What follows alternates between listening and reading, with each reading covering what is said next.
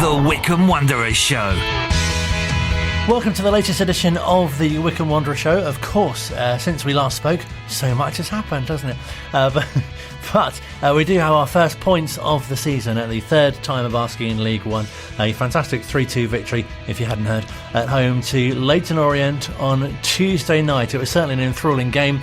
A lot happened, and we'll be reliving those in a few moments' time with our match highlights from our commentary with Phil, and of course Toby Large was alongside him at Adams Park on Tuesday as well. We'll be reflecting on that with Phil himself as well. We'll hear from manager Matt Bloomfield to get his thoughts on that game as well.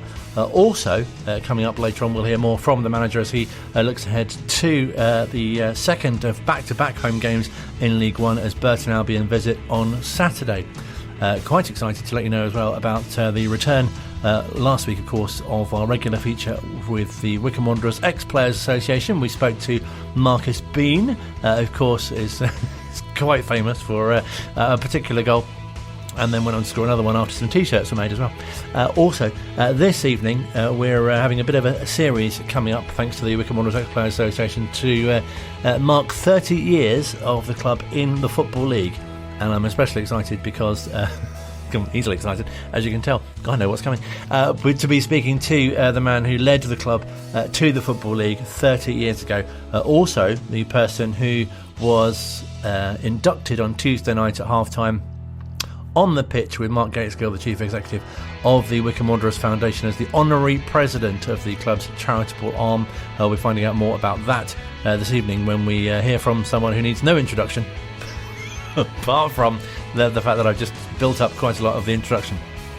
He's also someone who'll be the guest of honour at the Wycombe Wanderers Ex-Players Dinner, which is taking place in November. You still haven't said who it is, Colin. We probably know, don't we?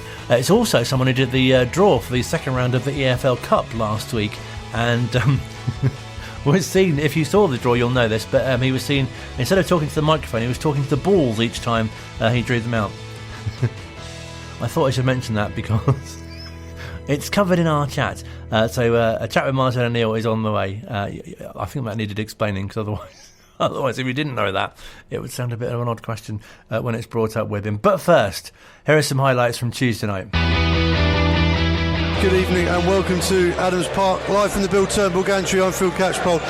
You're tuned in to Wanderers TV and Wycombe Sound 106.6 for full commentary of Wycombe Wanderers versus Leyton Orient in beautiful August evening sunshine here in South Bucks. Scowen, cross comes in to the back post again, Lowe's up there and it's there! Debut goal for Joe Lowe. Brilliant stuff from the chair boys. What a cross by Luke Leahy. And on his first league start for the club, Joe Lowe muscles his way into the back post and his right-footed volley nestles in the bottom corner. Wycombe Wanderers 1, Leyton Orient 0. Is it going to be Leahy crossing in a left-footed one to try and tempt the keeper off his line? He goes for goal. Oh, and the keeper scrambles, and Leahy using every minute of his experience there, really. Long ball over the top for Archibald is a good one. First time cross goes to the back post, and it's there, the equaliser. Lovely ball in from Archibald, and Ruel Satoriu has equalised, left-footed volley past Max Triek. It came from out wide, and the wide man from the right came in to meet the cross. First time. Wycombe Wanderers 1, Leyton Orient 1. Scowen, lovely ball through to Taylor. Taylor's blocked off by the run, and that's a free kick on the edge of the area. What's the referee? It's a red. It's a red card. Taylor had his run blocked off. The referee has deemed this to be a clear goal scoring opportunity outside of the penalty area. He's produced the red card, and I'm just seeing which defender is it. It's Dan Happ, isn't it? Yeah, I think it looked like it was, and in my opinion that's the correct decision. Taylor had got himself through on goal and there was contact on him blocking him off. Whether he actually would have been able to get his shot off on goal, I'm not sure, but you never know whether he would have done or not, and I think the referee then has to give the red card, especially with the new rules where they're becoming a little bit more strict on everything being given. I think that is the right decision. Goes back to Leahy, digs out across. Taylor on the turn, narrow angle, puts it into Vokes. Vincent Young, can he get a shot away? He can't. He stays on his feet, but Wycombe Wanderers win a corner. It's really good attacking play down the left-hand side. The corner's taken short. Luke Leahy gets it back from Kane. Vincent Young goes to the back post, Lowe's there again, and he has scored again. Joe Lowe with the diving header in front of the terrace, and it's Limbs in the Valley Ends. Wycombe Wanderers 2, Leighton Orient 1. Luke Leahy, a buffet ball, gobbled up by Joe Lowe for his second for the Chairboys on his first league start for the club. Bring it on. Get in there, Joe Lowe. What a way to find yourself in the starting 11 for the first time in the league. And Joe Lowe has been absolutely imperious at the back. Now, the closer we get towards the 90 minutes, the better at this scoreline, unless we can find another. And that's a brilliant pass. Lovely stuff as Taylor on the left-hand side. He's inside the area. He's looking for support. Gives it to Boys now. Boys, first time left-footed crosses a peach to the back post. Clawed away, but only as far as McCleary. McCleary into Scowen, he turns, narrow angle, and Taylor is there! The offside flag stays down, and Wycombe Wanderers have gone 3-1 into the lead, and Dale Taylor has opened his account for the season. McCleary into Scowen. Scowen dropped a shoulder and rolled the ball across to Taylor.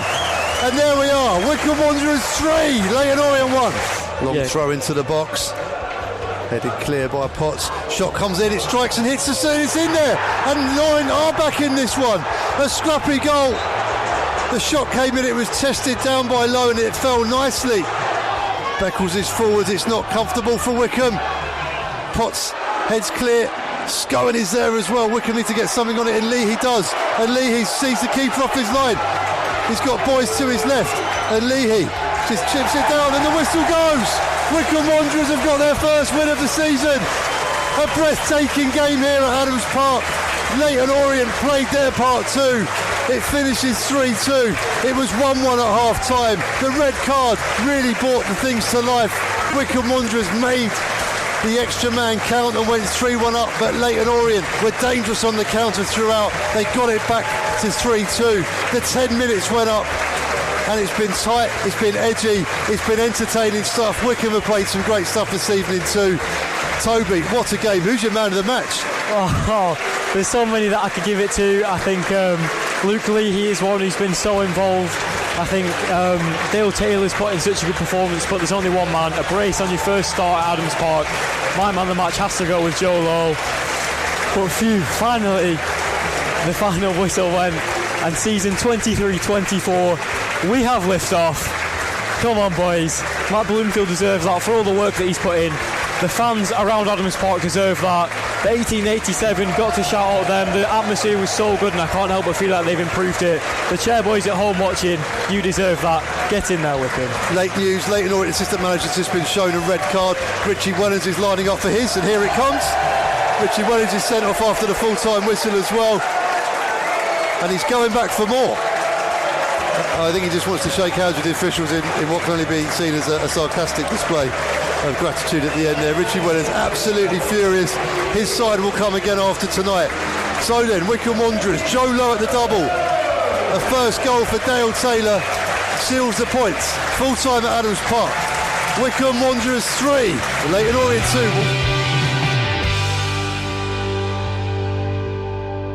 Fantastic to hear such incredible game on Tuesday. So much happening. I'm very pleased to say, Phil, we can speak to now. And to quote the mastermind behind the duck-sized bears and bear-sized ducks, forget Sheffield Wednesday, we're now Wycombe Tuesday. Absolutely, yeah. 5 wins out of 5. It was a really fantastically absorbing game, especially the second half, and full credit to Leighton Orient as well. They had a great effort, and Wycombe still very much a work in progress, but some really good signs, especially going forwards, and scoring 3 goals at home as well was a real tonic. But it was all about the 3 points and a really big victory as well. Big credit to Joe Lowe too. I think defensively, has looked assured against MK Dons and at large parts against Leighton Orient, but to get 2 goals as well, only first league start for your club, is the stuff of dreams, especially in front of the home fans. So yeah, great to him as well. Dale Taylor, every striker needs to get that first goal, and hopefully get on a run too. He had a really good performance, and he missed a really good chance, and then you were hoping that another one would come his way and he would open his account, and he did. So from that point of view, fantastic.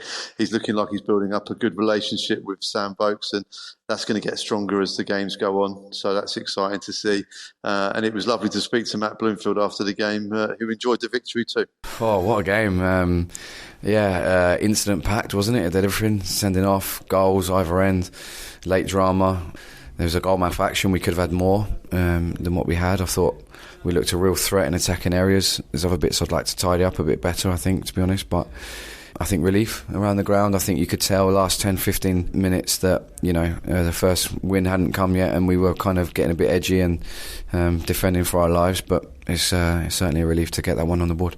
Let's roll back right to the very start. Joe Lowe, first league start for Wycombe Wanderers at centre-back, and a first goal as well, and that was great to get things rolling. Yeah, I think I said it after MK last Tuesday. Joey came in on trial, with a view to signing. He came to train with us. He was willing to take the chance to come and train in pre-season. We obviously played against him at Walsall last year when we were at Colchester, and he's impressed us in everything he's done. Every challenge we've set down to him, he's grabbed it. He's a level-headed boy. He just wants to play football and be the best he can be. I love his outlook on life. I love his attitude. And after the weekend, we felt that this was the time to give him his go in the league, and I thought he grabbed it with both hands. He's got to keep his feet firmly on the floor, but we know he will. We're delighted to have him here with us. Orient took their chance in the first half, and it went in at 1-1 at half-time. What were your thoughts at half-time at 1-1? Yeah, I wasn't very happy at half-time, I must admit. I thought we got our press slightly wrong. I thought that it was a soft goal to give away in terms of the way we tracked the run and then didn't mark in the box, so that was really disappointing. But I was pleased with the goal threat we had. I thought Dale looked lively all night. We know he's going to be a big player for us. Sam's missed a lot of pre-season, but it's really starting to look like Sam that we know and love. I wasn't really too happy at half-time. We obviously made the decision to bring on Freddie. It was a tough decision to leave him out tonight, but we wanted to go with the experience of Joshy and Lukey in the middle of the park, and I just thought that Potsy would come on and give us that little bit of guile.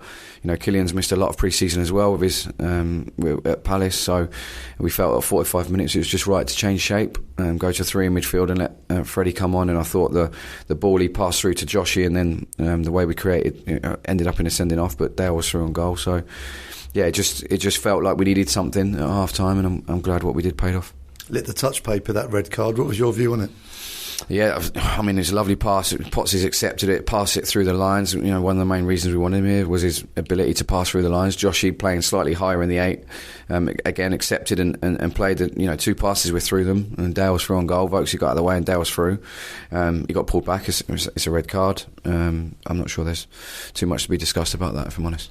And Wycombe made the numerical advantage count 2-1. That man again, Joe Lowe. Yeah, and he's a threat in the box, as we saw last year with his loan spell. He does attack it. He's a big boy, and he's a big old unit, and he's got a desire to get on the end of things. So it's good for him. I felt like it's just a shame we didn't have more, because I felt like there's balls that flashed across. Lukey had the one that dropped to him. Dale at the front stick that just missed it. Dale had another one where we pressed from the goal kick and won it back high up in their 18-yard box. So there was loads of near misses, but it's nice for Joe to get his, and then obviously it was great to see Dale get off the mark with a third as well, because he's been so close a couple of times. He's just such a team player. Dale was, we obviously saw him at Burton last year. We saw what a diamond of a boy he is. He just wants to come and do well for us, and I was chuffed to see him get off the mark as well. And it was a really good football match. Both teams trying to play in the way that we both want to go about it. I thought they dominated the ball at times, so we had to stay strong in our defensive shape. But I think that evening games here at Adams Park, we're under the lights, and there's a zip to the pitch which gives it an extra edge and an extra pace to the game. I thought the terrace was top tonight, so thank you for the guys, and big relief at the end to share that moment with them. It's obviously been a testing couple of weeks, but I just said to the boys, there's no celebrations in there. We've got another game to go on Saturday, and we've got to make sure we're ready to go. And finally, no Chris Farino in the squad tonight. Any news on that? No, nothing. Just Chrissy's missed a lot of pre-season again. He had his wrist operation. He's we've discussed his situation already a number of times. So we don't need to discuss it anymore. He missed a lot of pre-season. He's had a lot going on, and I felt that he was magnificent at MK last week. But the recovery from Tuesday to Saturday, when you've missed a lot of pre-season, it's not that first game. It's the second and third that you struggle with your body. So we didn't want to make him an injury risk tonight. It was for his own benefit. We just felt that Saturday came around really quickly, and he tired last half an hour, and we felt that going again tonight would cause him more problems than it would solve. So we made the decision to leave him out. He's done a bit of fitness work. He'll keep himself going. He's a bit fit and available. We love him, Chris. There's nothing untowards before people try and make something of it that it's not. It's really not that. We love him to bits. We want him here. We see him as a big part of our long-term future. And yeah, it was just a decision we had to make, and we felt that the right time was put Joe in, and that kind of played into the hands. We can't, we don't want all experience, we don't all young. We need to try and get that blend right, and we've got to keep looking at that as we move forward. Really nice. Similar to Gareth, I guess, as well. Matt's always so upbeat and positive, but it feels like such a sort of reward for him as well, that to get those first points in League One at the third attempt. Yeah, and obviously he's at the very start of his managerial journey, and I remember speaking to Gareth back at the start when things were going badly, and you can tell the pressure it takes on a manager, especially in a very brittle industry that football is, that the pressure is on straight away. Social media and fans is an interesting place after a team loses, and it adds to it as well, obviously. Well, that's always worth remembering. It's just 20% of the population that's on Twitter. But, every fan has their platform to put their views across. And after defeats, it can be quite a lot of stuff on there. Some of it justified, some of it not. Everyone's got opinions, and it's great that people talk about the football. But wins really make everything a lot easier for everybody around the football club. But I think building on what we're saying with Oakley and Taylor as well, is just the integration of the new players. It's going to take a few games. It was unacceptable how they defended. They have to do the simple things better. But it was all about getting the 3 points. And there was definitely a sense of relief after the 10 minutes was added on at the end. You could tell that those first two results were hanging over Wycombe a little bit. So they really, really wanted to dig in and get that 3 points. It was made more difficult by conceding the second Leyton Orient goal. As I say, down to 10 men, but they really made a great effort. But when the final whistle went, it was a sense of relief and jubilation, which is what football's all about. And hopefully now Wycombe can use this as a platform to build against another team that's struggling down the bottom, like Leyton Orient were in Burton Albion. Because if we are to win that game as well, then all of a sudden, 4 games into a season, things look a hell of a lot better. And it's really nice to us having back-to-back home games like that as well, because you can kind of build on what was achieved, and the team must have so much more confidence as well. Yeah, I think it would only be really nice if we can get a win, because it's a results business after all. But the performances are moving in the right direction, and Matt Bloomfield's already said, look, if the performances are good, then the results will take care of themselves across the whole body of a season. So it's about building on those performances and building those relationships with the players.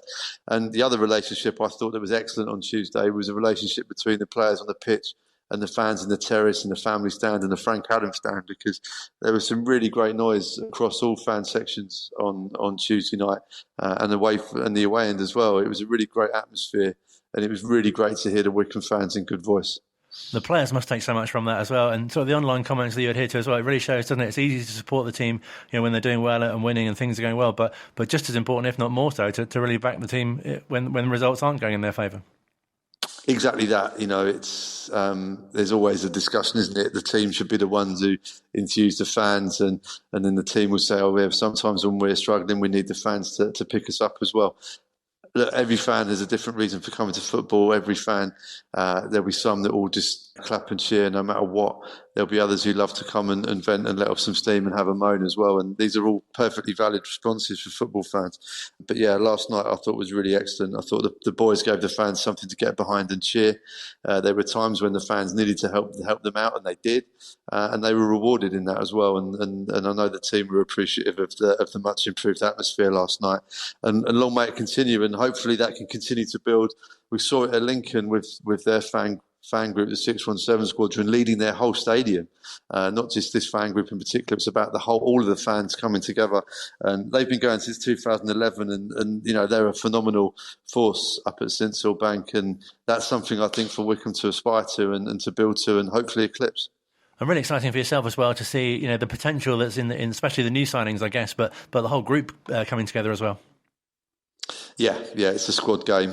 We know that's going to be the case over the 46 league games. Plus, hopefully, we can have some cup runs in there too. We've got Sutton United coming up on a Tuesday night, so this will be a chance for squad rotation and minutes. And And we've had an injury hit pre-season for some of the players too, and illness. And you have to manage their minutes and to make sure they're not going to do any long-term damage to themselves as well. So there's going to be part of that. Tafazoli came off in the second half on Tuesday because they're sort of monitoring his minutes too and making sure that he can be as fit for as many games as possible because he's such a big player for Wycombe. Same for Chris Farino, not in the squad on Tuesday. So it's about making sure that everyone is at their optimum when called upon, really. And it's a squad game, and we know it's going to be a squad game. People will have to be patient, and when they get the chance, it's then on them to take it and make sure they're undroppable. And obviously still really early in the season, and which means, I think, in a way, that there's so much to look forward to as well. Yeah, of course, and it's a long old season, but when you start badly and, fans can get a bit despondent, but they've got to remember the bigger picture. But 10 games is the key indicator. If Wycombe can be in a position at 10 games where everything is still possible, and of course it will be because there'll be still huge amounts of points to play for, but they don't want to make it too difficult in terms of catching up. So in terms of like reaching the heights and getting into that top 6, the 10-game indicator will really show where Wycombe are at from their start and where they can look to improve and build. It is, but I think hopefully after 10 games, Wycombe have given a really good account of themselves and are in a decent position to keep pushing upwards and ultimately be in that top 6 at the end of the season. Great to speak to you as always, and enjoy the game on Saturday. Nice one. Cheers, Colin. Always a pleasure to have Phil on the show, and of course you can hear live commentary on 106.6 FM on Saturday, and of course on Wanderers TV as well. You might of course be going to the game. You could do both. Some people do both. I'm sure that you listen to the commentary and watch the game. I do. Luke does that. You might be doing that as well. You might be listening thinking, yeah, I do that. Because people do. They go to like Formula 1 and cricket and they have the commentary on and watch it. So yes, I'd encourage that. If you've not done that before, listen to the commentary and also watch the game. You can do both. It's not like an either or. Also, you can hear more of Phil's chat with Matt Bloomfield and also with Joe Lowe as well on Wanderers TV, and you can catch up with No Me, No Blues, which last week was with Luke Leahy. Listen out for and look out for the next edition of that, which is coming very soon as well, as we get to know more about the players. The second part of the Wycombe Wanderers Show is on the way next here at Wycombe Sound. Online, on Radio Player, and on 106.6 FM. This is Wycombe Sound. Still to come on this week's edition of the Wycombe Wanderers Show, we'll preview the visit of Burton Albion on Saturday. We'll hear from manager Matt Bloomfield. We'll talk kits as the new goalkeeper shirt is among the very first to be available, which you can enjoy from Saturday. You can see pictures of it now, in fact, even as well. We'll let you know details about the next Family Fun Day, which is coming to Adams Park, and something else which I've completely forgotten. But first, we'll chat to Luke about Tuesday. Hello. Thank you so much for joining us. It's like a behind-the-camera view. Yes, because if you were listening last week, and let's hope you were, then we sort of revealed, if that's the word, you've got a new role with the club. Yes, Wanderers TV producer. Ooh. I was thinking more director, I think. I was going to say, do you get one of those chairs, the directors?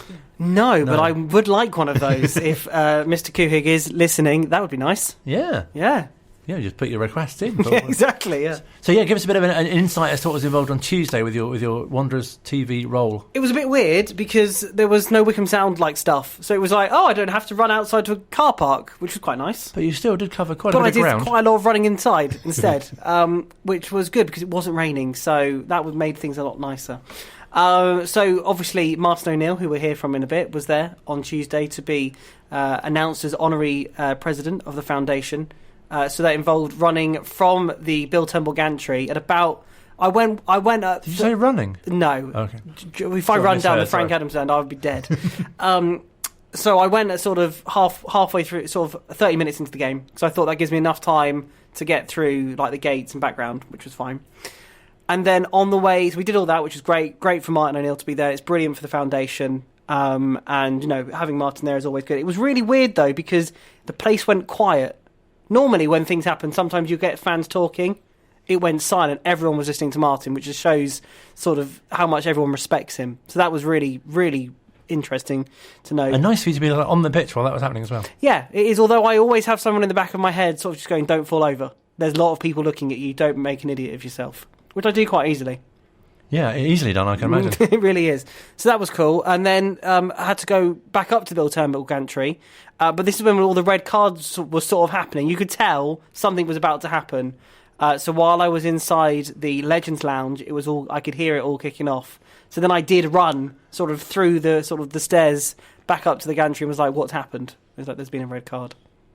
Fascinating insight. I know, thank you. And then post-match as well, which we'll talk to you about perhaps a bit more in a short moment, because I don't want to delay any further, because as you mentioned, Martin O'Neill was at the game and inducted with Mark Gateskill, who of course is the Chief Executive of the Wycombe Wanderers Foundation, who we'll hear from on next week's show as well. He's very tall as well. He is very tall, yeah. As am I, as often pointed out. It is.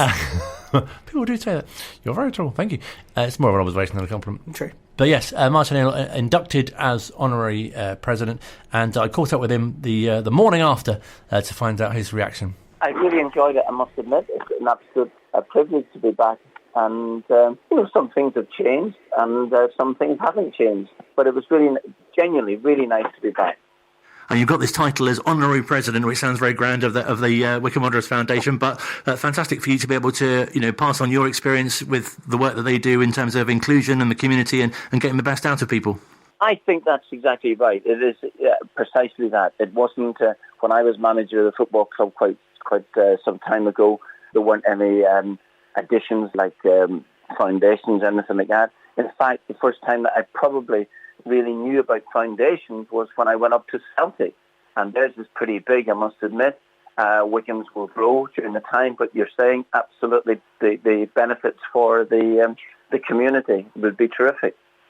It really does show what a big part football clubs do have in their communities. Exactly. Well, of course, and Wycombe would be a prime example of that. I think that it's really community-based. You think way back in 1990 when I was the manager, we were at the old Lokes Park, which was, I thought, despite the slopey pitch, I thought it was brilliantly positioned near the hospital, just in the edge of town. And then, of course, moving away to Adams Park, just slightly out, but and sometimes difficult to get to with the traffic. But overall, genuinely lovely place. Last night, watching the game, the pitch was, I suppose you probably would expect it to be in fantastic order at the beginning of the season, but it looked absolutely immaculate. And again, over 4,000 people watching the game. It kind of reminded me of 30 odd years ago. And did it feel, and I guess it's easy to look back and say that now, but did it feel at the time like you were doing something really special in, obviously moving grounds, and we've had Glyn Creaser on the show before talking about how special it was to be offered a professional contract by yourself? I think, right, okay, so when we were moving grounds, moving from the old Lokes Park to Adams Park, I think we were hoping that something special might happen. Obviously, the ambition was to try and get into the Football League at the time. We were in the league called the Vauxhall Conference. And I think that we all had these great dreams and aspirations of eventually getting in there. Perhaps maybe we didn't think that it would happen so quickly. Along the way, we won a couple of FA trophies, which were, the equivalent, the non-league equivalent anyway, of the FA Cup. And those trips to Wembley were really special. And success follows success for a couple of years, which is really, really delightful. And as Glyn just mentioned, players coming from being part-time players to getting an opportunity to become professional players. Now, Glyn, I think, was he must have been about 28 or 29 when this opportunity came along for him. And I thought when we got into the Football League, I thought that for the most part, those players who took us there, if they wanted to become professional players, should get first chance at trying to keep us there and hopefully maybe push on. So all those lads, I'm indebted to them really for the effort that they put in every single game. It was phenomenal, and I liken them to any group of players that I've had. Because obviously people will credit you for what you've achieved and leading the team into the Football League, but as you say, there was such a special group of players and you really brought the best out of them. There's no question about that. That people might turn around and say, I helped them. They helped me immensely. Absolutely. And I think I've said this before, that if success hadn't happened there, perhaps maybe I might have found myself in the wilderness. So I owe a special debt to those players. They were really, really terrific. They improved, there's no question about it. They did improve. But their attitude every single week and in training was absolutely first class. And I really could not praise them enough. Because I think as fans, don't you see the players, coming out on a Saturday or a Tuesday, and you don't really appreciate, I guess, what goes into getting them to that point. Well, it's funny, and I must tell you this, that when we went, when the players got promotion into the Football League and became professional players, we didn't have any big place to train in, but we managed to secure a couple of pitches up at Homer Green, where the gentleman and his wife who were looking after things there were exceptionally helpful to us. Cordoned off little areas for us, and the weather was terrible, and players just had a fantastic time. And on the Friday, when we used to, the day before the games, we would have our little matches, and then we were plied with tea, sandwiches, and buns on the Friday by the gentleman. Unfortunately, he's just passed away, and so has his wife now in the last couple of years. But it was terrific. There was a camaraderie. I know you're going to hear that word so often, and everybody seems to talk about it. But with the success that we had, we couldn't have done it without the camaraderie of the players. And they were, what was it, that old D'Artagnan, all for one and one for all. They were seriously brilliant. Well, I can tell you from personal experience, Matt Bloomfield is very partial to a chocolate brownie, so not that much has changed at the training ground. That's great. And wasn't that a good result last night? Oh, really, absolutely. Really terrific. I honestly, I think that he can obviously legendary status as a player for the length of time he was there, and I think in time, just given a little bit of time, I think just he will be able to plant his own mark on the football club as a manager. And it's obviously great what Gareth did in the time that he was in charge as well. And you mentioned the sort of the camaraderie amongst the players and the culture that he built, and that was something that was very much reflected in your day as well. Yeah, I think that's right. And like everything else, a new manager comes in, has different ideas, and Matt may well have been initially, maybe as a manager, working with a couple of people that were there when he was a player. And sometimes those things are all difficult to set maybe a new set of rules down. Lads, the players have been used to to a manager who's been there for about 10 years. He's very, very successful and did really, really well. And then the minute that you think you went in and try and change some little things, then, there might be some sort of rebellion. I'll give you an example. Graham Souness, wonderful, wonderful footballer at Liverpool, absolutely fantastic player at Liverpool, worked with a group of players, and of course, the management team had their own way of doing things. When Graham became manager, he tried to change things. He says himself he tried to change things probably too quickly. But, his experiences as a player out in Italy taught him to maybe do something in a different fashion. And it didn't go down all that brilliantly. And I think that given time now, that Graham says in hindsight, that he might not have changed things as quickly as he wanted to do that. So there is a time then for implementing your own plan, but at the same token, trying to keep a couple of little things that were good for the football club and good for the players as well too. It's a hard balancing act when you want to change things around, but in time, just given some results like last night, fantastic, and things will go well. It was great to hear you speak to Phil recently about the memories that you have in your career, especially where the game against Sutton really ranks. And we had Steve Guppy on the show last season talking about the atmosphere and the zone that the players were in at half time, and they really believed that they were going to win that game, and really fantastic that you can create that. Sutton United away from home is definitely one of my top 5 games as a manager at Wycombe, and maybe even higher up than that. We had the experience of beating Kidderminster a couple of years earlier in the FA Trophy, and we desperately wanted to get back to Wembley. We're in the semi-final. We didn't play well in the first game. They beat us at Adams Park, but the crowd itself, our supporters turned out in big numbers. The stadium was packed to the rafters at Sutton, and the players were so up for the game that you knew in the dressing room beforehand that we would do it. Matty Crosby scored twice, and we were absolutely fantastic. Of course, Keith got them back from injury. That was a big plus for us. And that day, that afternoon, was something I would never forget. It was really great. And then to go on to win at Wembley then and complete the double was terrific. And we spoke to Andy Kerr as well, and he said obviously how excellent you are at sort of getting the best out of players. Is that something that sort of just came naturally to you, really? Do you know what? I think there's probably something in that. You know, you have to try. Obviously, your job is to try and get the very, very best out of players, and hopefully, if they want to, and there has to be a feeling on the other side that the players want to improve, and of course they did do. And when you're getting into going to football matches and feeling that you can win, then there's no finer feeling. And I think that was the thing that I had to try and change.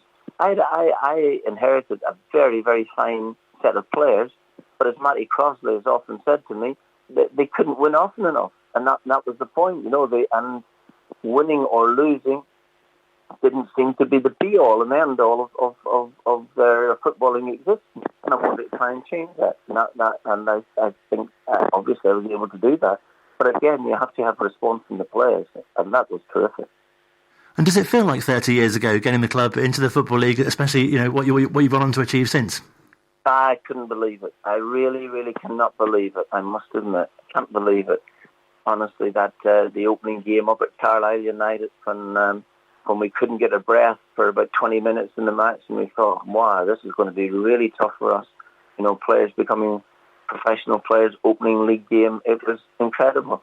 And the irony of ironies was the fact that when we got into the playoffs, our two semi-final games were against Carlisle again, by which time we were absolutely and utterly ready for anything. And did the sort of step up sort of surprise you in from being from the conference to the Football League, or was that something you were quite prepared for? Absolutely. No, it did. I knew we had some athleticism in the team, and that was going to help. But even those lads like Stapleton and Ryan, players like this here, Guppy himself, Carroll, even they found it very difficult to begin with. But we knew once we settled down, once we get the pace of the games, which might take us a number of weeks to do that, and it was a matter of trying to hang in. As it turns out, the players, their response was pretty quick. You know, pretty quick to the pace of the game at Carlisle. As I said, we couldn't get a breath for the first 20-25 minutes. But when things started to settle down a wee bit, players get used to it. I would have said that despite some decent results that we had, I would have said that really it maybe took us about 5 or 6 games to really feel as if we're absolutely fine here in terms of pace of the game. And really nice for you to reflect on, you know, your success during your time at the club, even from, you know, winning things like the Bob Lord Trophy, obviously the trips to Wembley, and then the playoff finals, and the FA Trophy, of course, as well. The FA Trophy was something that Ivor Beeks, the chairman at the time, really wanted, and I understand why. You know, for the team to go to Wembley and to win at Wembley was really terrific. You know, we brought, I think that game against Kidderminster, I think it was about 35 or 36,000 people, which was a record, I think, for a trophy at the time. And I think we brought around about 27,000 people to the game. So when you have people travelling from all parts of Buckinghamshire and beyond, and getting into trains and heading up to Wembley, I think that was pretty special. And I know that my family, wife and daughters, really had a terrific day. But again, unfortunately, life moves on. You wanted to stand still for a while and really enjoy it, but it moves on so quickly. Great to have those memories, though, and as you say, it's all about community. I remember going to those games and you'd see people from the same street or school that you knew, and it was a real sense that the whole town was there. Absolutely, yeah, very much so. And we followed that there with a couple of more trips as well, too, again, in the final a couple of years later. And obviously the game against Preston when we got promotion at first time of asking into what would be termed the old the third division, the old third division at the time. Not sure what it was called then. No, it's changed a few times, I think, since. But have you really sort of taken on, you know, into your other jobs what you've achieved at Wycombe, or, you know, is managing against North Victoria the same as, you know, taking charge of an Old Firm game or Aston Villa into the Europa League or something like that? Are very similar? Right, in very many aspects it is.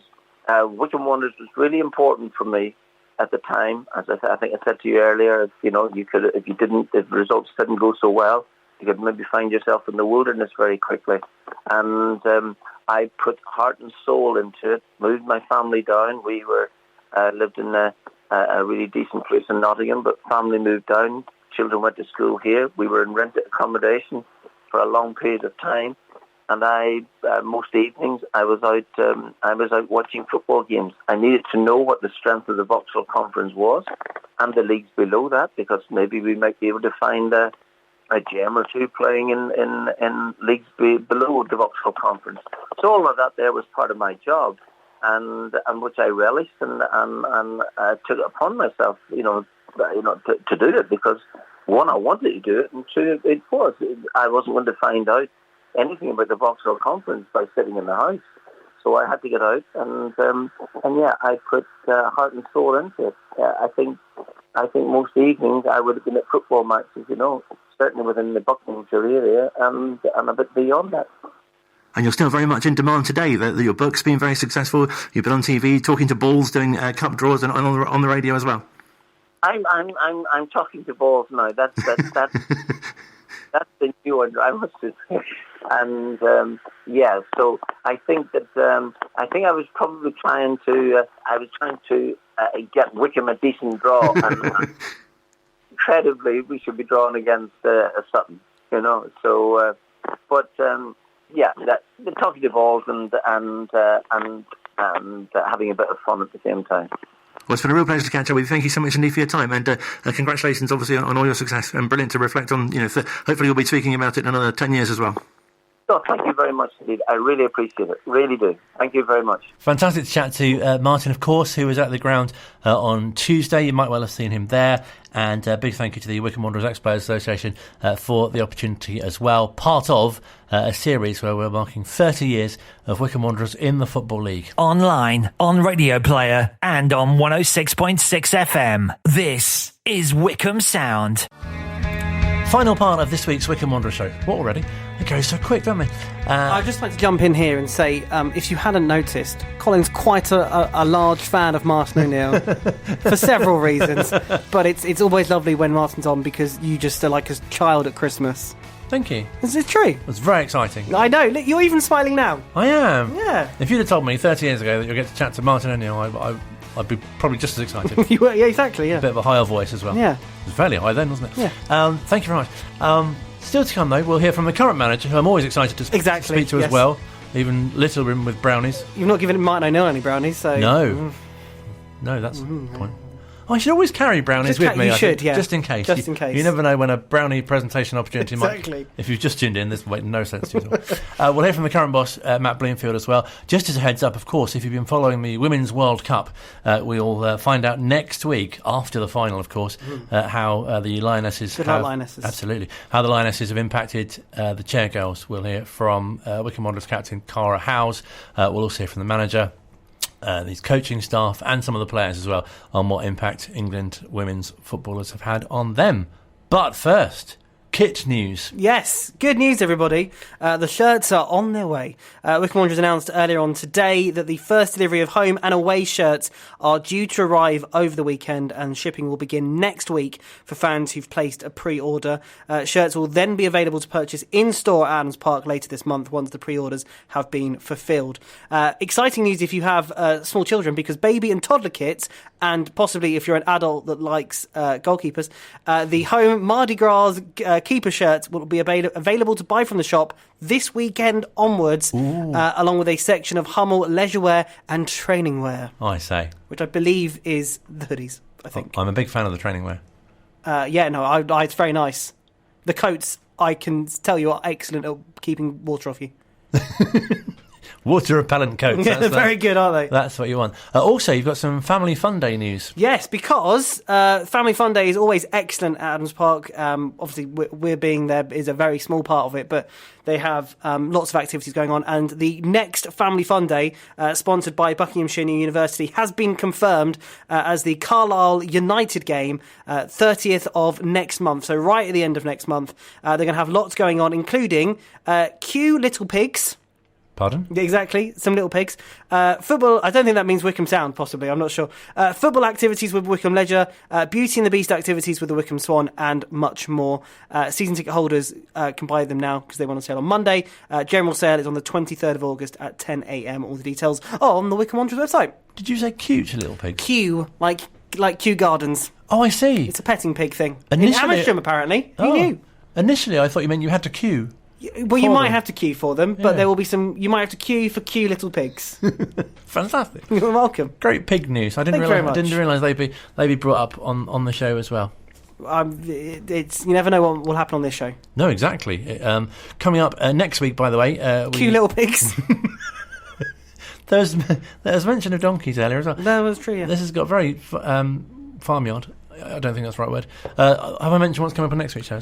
I don't know what you're going to say. That's true. The Wycombe Wanderers win, and Yes, you mentioned that. Also Mark Gateskill, who's Kind the of mentioned that. chief executive of the Wycombe Wanderers Foundation, and quite likely Rob Kewick as well. Yes, he's in the country. He'll be Yes. there on Saturday again. Yes, much to look forward to. I think that's it from the notice board section, isn't it? Yes. If you want more Wanderers content after this, Pre-Match Reels is 50 minutes long this week. Oh, We might want to get a cup of tea or something, popcorn. speaking in your Wanderers TV Yeah. hat, can you tell us about what's on that? Oh, yes, I can, because I helped put it all together, so I should know what was on it. Obviously, there's the gaffer. Yes. Obviously. Jack Grimmer is also on it. There's the brand new feature, Wish You Were Here. That's very popular, isn't I it? think is what it's called. No, yeah, it is. Which includes somebody in a bucket hat once again. Exciting. You can look Also back- available in the club shop. Also available in the club shop. There is the lowdown from a Burton fan, and also Luke Jarrett's amazing pitch-side footage from Tuesday. Really good hearing in the Blues, actually, on a Tuesday, which, of course, And is... that's here for an hour on Tuesday as well. Yes, it's a bit cut down this week because of the football. Yeah, football. Absolutely. Speaking of which, Phil caught up with the manager, Matt Bloomfield, of course, earlier on today, in fact, He did. to recap what happened on Tuesday and look ahead to the visit of Burton Albion on Saturday. Gaffer, here we are on Thursday in between a Tuesday and Saturday home game. You must be still buzzing after Tuesday night. Yeah, definitely so. I thought it was obviously a really positive night for us in terms of the result. We needed to get that first win. We wanted to put on a performance at home. Obviously, we weren't sort of expecting the amount of excitement that we had on the night. As we said after the game had everything, didn't it? But obviously, we're really, really pleased. We've analysed it. There's some positives. There were some not so positive bits that we need to try and arrest and correct as quickly as possible. But yeah, we have to be pleased with the night's work.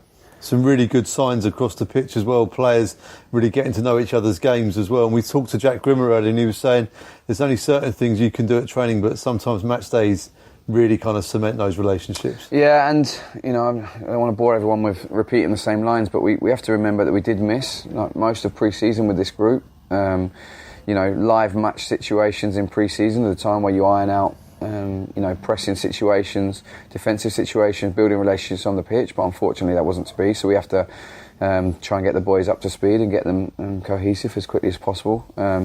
There were some promising signs in the first two games, albeit lots of negatives as well, but the other night there was more positives, and we have to be pleased with that. I'm really excited about the group. I love these boys. I'm really happy with the group we've got together.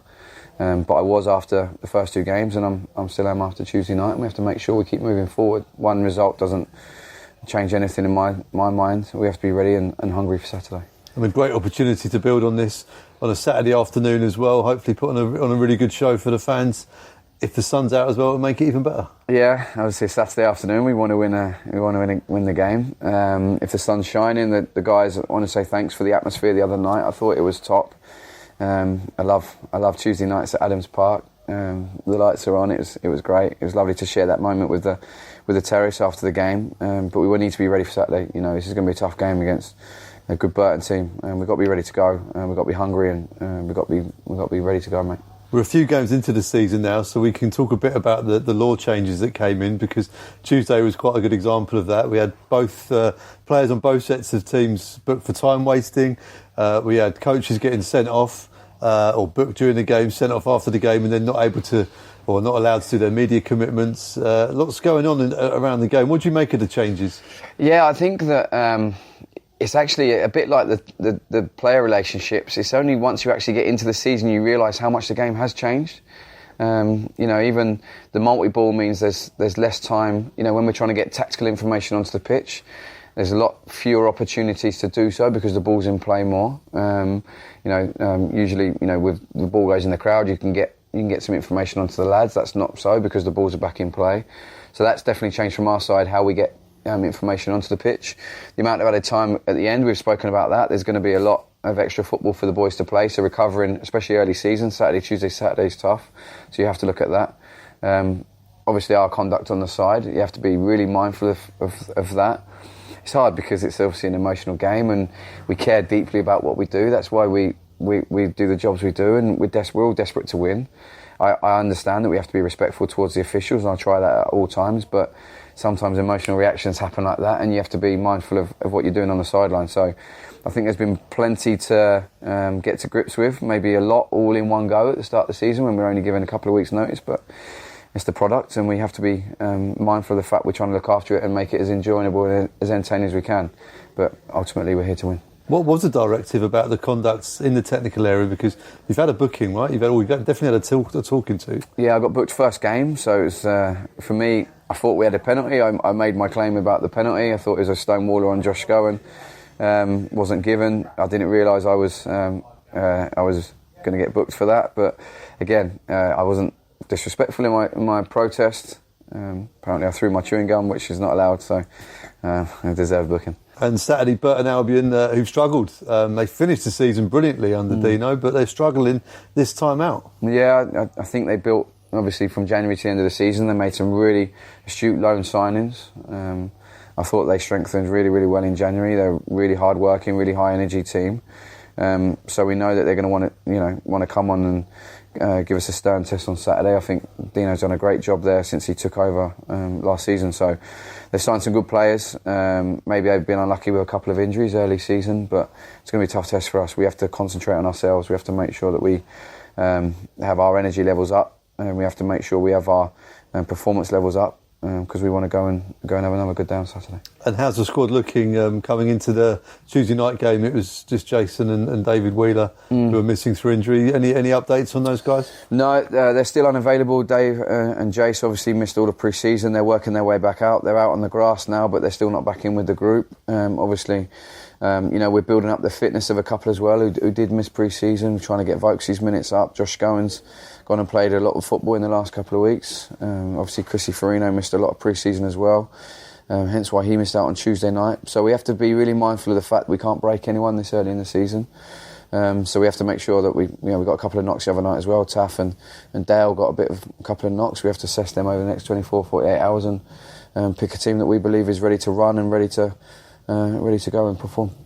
More you can hear. Am I Yoda? Hello, Yoda. More you can hear from Matt Bloomfield on Wanderers TV with Phil discussing other things with him as well. More you can hear. Bloomfield, more you can. Yes, we can. We were going to talk quickly before the end about the Legends Lounge, because you mentioned that briefly and on Tuesday. Yes, Stuart Lewis will be the third legend in the Wycombe Legends Lounge, which I keep weirdly calling the Live Lounge. I'm not really sure. Do they perform? I don't think so. Although Michael Jackson was brought up on Tuesday night. But Stuart Lewis will be the third legend. If you want to find out more details, wwfc.com. Former captain Paul Hayes on Tuesday. He was, and he was very funny. Fantastic to have him back in town. If you've not eaten, then this might make you hungry. I can tell you on Saturday is going to be a Great British Roast-themed menu in the Legends Lounge. Oh, great. Catering news as well. Chicken, Yorkshire puddings, honey-glazed roast root vegetables, roasted garlic new potatoes, sage and onion stuffing, and red wine gravy. Wasn't expecting that. Can I have that now? Dear Baxter Story.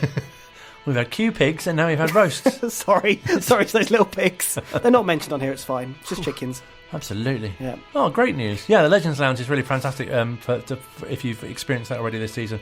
And lots more, of course. Stuart Lewis has been on the show as well. Paul Hayes, we haven't spoken to yet, have we? Dear Ex-Players Association. Yeah, you have to have him on. Enjoy the game on Saturday if you're going /listening. And great show to look forward to next week. As mentioned, very much looking forward to Wycombe Wanderers women captain Cara Howes bringing us the thoughts of the whole club of Wycombe Wanderers women on the Chair Girls and also, of course, England, the Lionesses, at the World Cup final. Wishing them all the best as well. Have a good rest of your week. Up the week. Come on, you Blues!